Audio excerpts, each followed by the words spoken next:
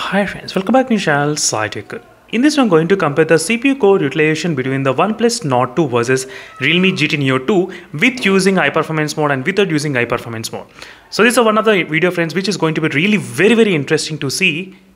So obviously the 8 cores are utilizing when the phone is in ideal state. So right now I'm not utilizing any kind of thing. As you can see friends, between these both phones, I'm not touching the screen, nothing at all.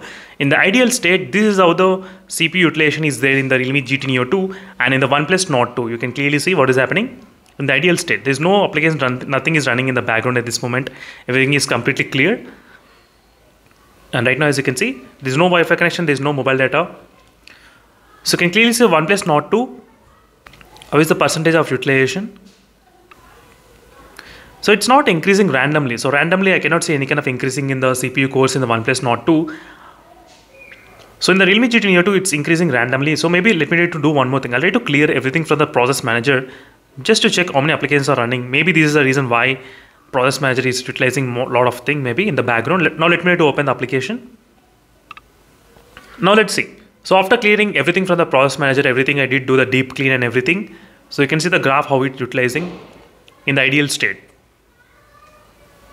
You can clearly see friends what is the difference between both phones in ideal state. Now let's see what happens if you try to use the high performance mode and GT mode. So you won't even believe friends what happens now in the OnePlus Nord 2 device.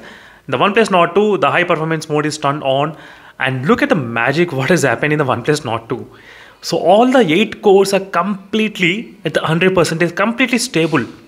So even if you touch the screen, or if you don't touch the screen, it's not even changing. It's not changing at all friends. You can see clearly 100% utilization is there in the high performance mode.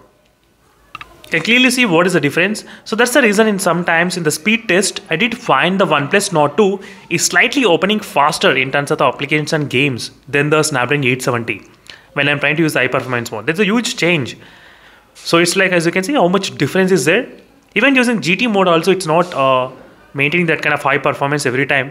But try to observe here. All the cores 100%, nothing.